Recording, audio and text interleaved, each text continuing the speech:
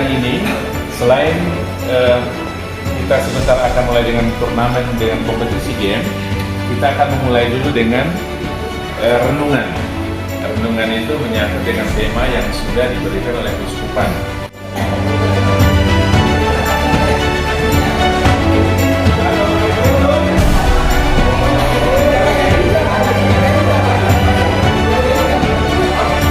Ini, oh Mas Agung ada.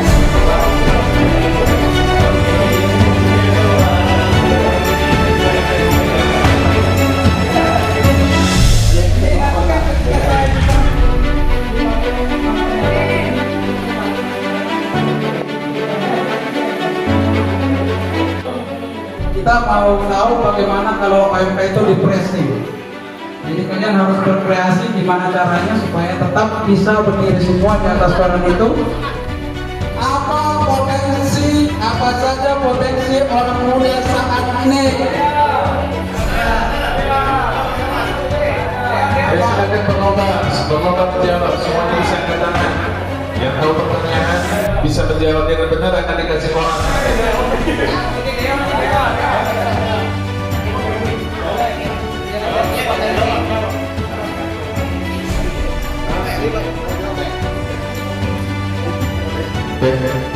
Anak muda zaman sekarang praktek.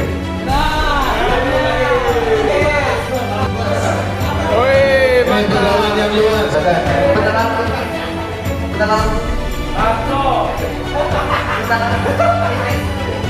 Potensi orang muda saat ini, potensi yang kalian miliki itu kira-kira apa? Coba direnungkan. Tadi sudah ada kreatif, inovatif, kemudian apa tadi energi, ada lagi tuh.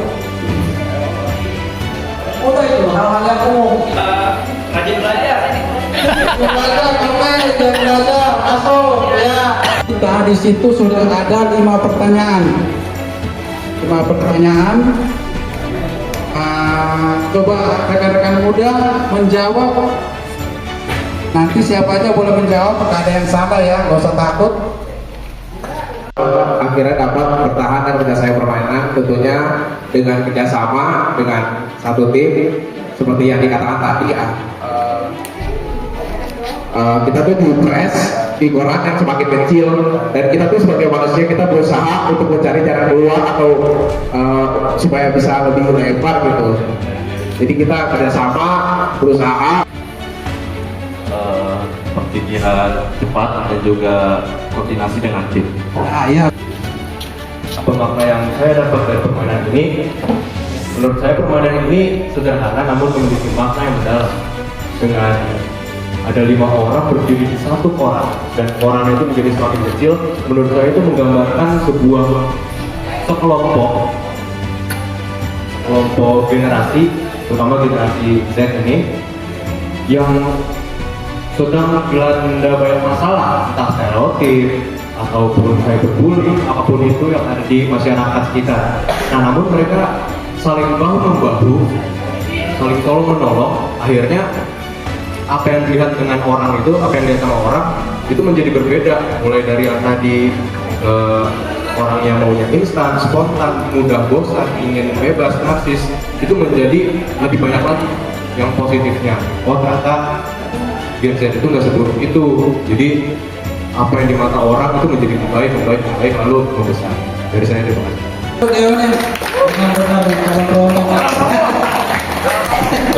Anak-anak tadi kan habis dikasih koran tuh kalian berdiri, ya berdiri di atas koran, terus koran dilipat-lipat, dikecilin. Nah, anak-anak itu mendapat makna apa dari permainan itu? Kalian bisa jelaskan? Maksudnya kalian mendapat makna apa? Permainan ini?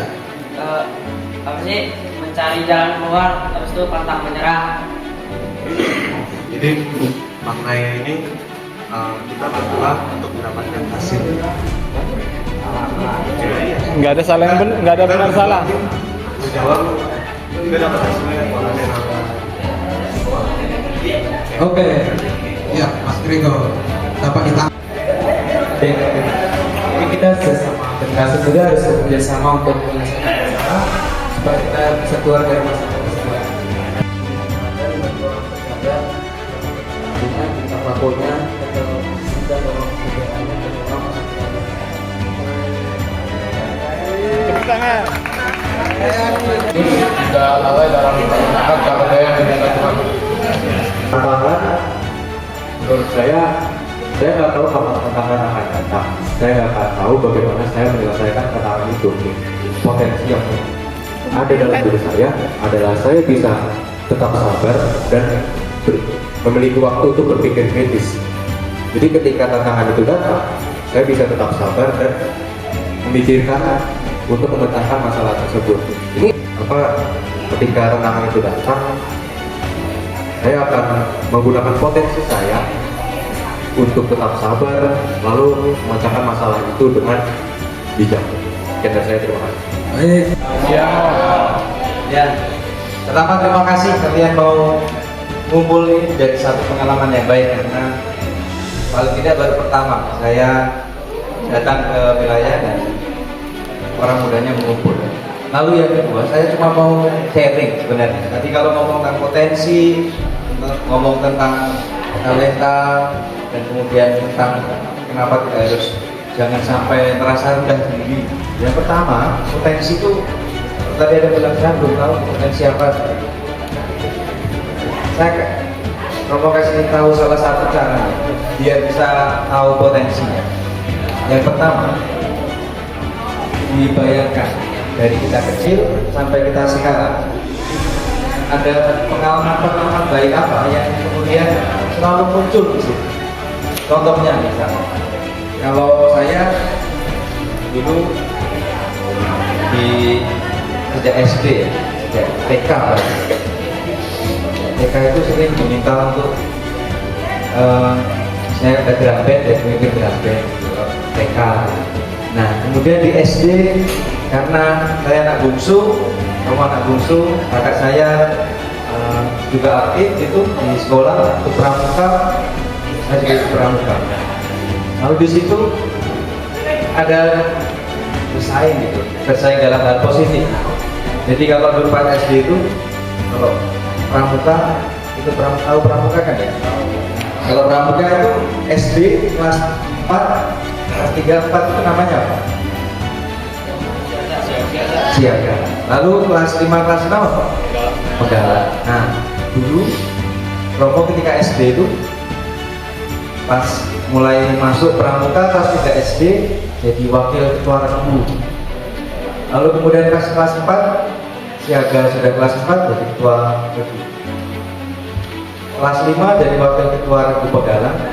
Kelas 6 jadi ketua. Jadi ada pengalaman kecil-kecil begitu. Karena didorong oleh orang tua, kesempatan untuk ayo kamu berorganisasi, ayo kamu ikut kegiatan-kegiatan positif. Dari situ kemudian pas SMP juga punya keberanian. Nah dari situ ada pengalaman saya dilihat oleh teman-teman punya potensi untuk menjadi pemimpin, untuk mengumpulkan teman-teman. Nah itu satu hal yang kecil kalau dilihat ke belakang, itu potensi saya. Lalu kemudian terasa makin ke atas. Nah, kalau yang lain, misalnya, saya suka nyanyi, lalu kemudian pernah ditunjuk jadi dirigen di sekolah. Gitu. Nah, kemudian itu ada pengalaman percaya, pengalaman bisa memimpin teman-teman dalam paduan suara, itu potensi bahwa kamu bisa memimpin. Lalu olahraga, dari kecil saya suka olahraga bola. Selalu masuk tim main bola, kalau main bola olahraga main bola ini mau main bola atau nanti kalian main game itu kan perlu koordinasi, perlu kerjasama. Bisa bekerja sama itu potensi. Kalau kita tidak bisa bekerja sama, sulit kita bisa ikut olahraga itu kan tim. Soalnya kalau olahraga sendiri, olahraga tim itu biasanya memerlukan orang yang bisa bekerja sama. Kalau misalnya kita baperan gitu, lalu kemudian gampang ngambekan, lalu kemudian susah untuk bisa bergaul, sulit itu misalnya bisa bekerja sama. Jika kalian bisa olahraga, misalnya kayak Pak Johan gitu, bisa main olahraga, biasanya orang bisa kerja sama, koordinasi. Oh kita berbagi peran ini, nanti kamu kalau mau strateginya apa, posisi posisinya seperti ini, umpannya seperti ini, posisinya seperti ini. Itu punya kecerdasan tertentu. Orang bisa olahraga itu kecerdasannya tertentu. Atlet itu memang dia bodoh, dia nggak bodoh, dia punya kecerdasan tersendiri untuk bisa naik sampai level yang atas itu karena punya kecerdasan tersendiri. Maka kalau dalam saya hobi bola atau saya hobi basket itu dikembangkan dan nilai-nilai yang ada di dalamnya dibawa ke dalam kehidupan yang lain. Kalau kamu bisa bekerja sama di tim bolamu, di sekolah kamu juga bisa kerja sama di kerja kelompok. Itu salah satu caranya, itu mengetahui potensinya. Gak usah jauh-jauh, yang kecil-kecil aja. Tapi kalau itu dilihat ke belakang dan kemudian kita lulus sampai sekarang, oh itu selalu muncul potensi saya. Dan diterima, disyukuri, dikembangkan. Kembangkannya apa? Ya ikut organisasi, ikut tim, ikut kerjasama, kalau ada pertemuan-pertemuan itu bisa mempertajam, memunculkan potensi semakin lebih tinggi. Kemudian yang kedua, tadi ada satu, kalau banyak apa sih yang kemudian kenapa Paulus minta agar tidak rendah diri, tidak rendah diri. Kenapa? Salah satunya di situ tadi dikatakan karena kita punya esa, kita punya modal. Apa tadi salah satunya di situ? Benar, ada potensi, ada talenta, ada kelebihan, ada anugerah, karunia, tapi di situ ada tulis, ada kitab suci. Kitab suci itu ditulis oleh para penulis dan sudah dihidupi ribuan tahun dan membimbing orang pada kebaikan. Mana tulisan kitab suci yang mengarahkan orang pada kebaikan? Kalau orang mengikuti itu, maka kitab suci itu bekal, modal, dasar. Nah, sekecil apapun, kalau tadi di koran itu, sebenarnya kitab suci itu banyak sekali, luas. Tapi kadang karena situasi kesibukan, kemauan, hobi-hobi yang kadang-kadang tidak bisa kita atur, membuat sepertinya kitab suci itu jadi kecil sekali, tapi tetap ada. Tidak hilang, jadi jangan alergi sama kitab suci ya. Di kitab suci itu kalian bisa menemukan hal-hal yang menjadi bekal untuk kalian hidup, tumbuh dan berkembang. Untuk apa hidup dan berkembang? Dengan baik. Di kalimat terakhir coba baca. Bertekunlah dalam semuanya itu, karena dengan berbuat demikian engkau akan menyelamatkan dirimu dan semua orang yang mendengar. Kalau kita hidup baik, kalau kita hidup benar, kita bertumbuh, berkembang dan berbuah, yang selamat bukan kita saja, tapi juga orang-orang di sekitar. Itu namanya keselamatan yang sesungguhnya. Bukan mencari aman sendiri, tetapi dari yang baik yang kita lakukan, saudara kita, orang tua kita, teman-teman kita juga ikut diselamatkan. Jadi bertekunlah dalam semuanya. Jadi terima kasih. Ini hal yang baik, bertekun dalam hal seperti ini. Nanti dilanjutkan, bapak-bapak akan mendampingi dan harapannya kalian sehari-hari merasa ada leader yang bisa menjadi teman mendampingi satu dengan lain. Jadi berkumpul bersama dan temukan potensi bersama. Amin. Oke.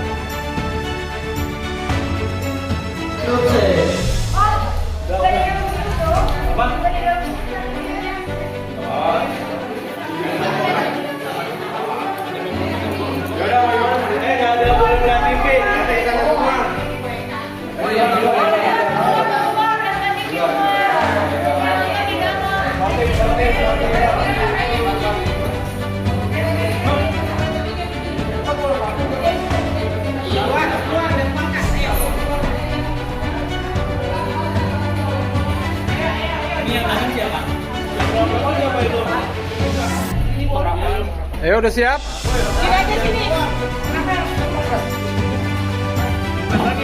Ini yang lagi tanding siapa?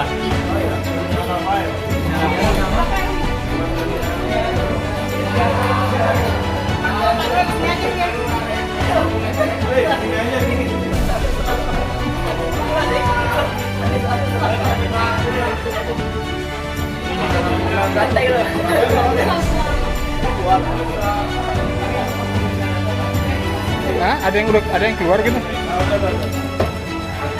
Siap? Om, siap?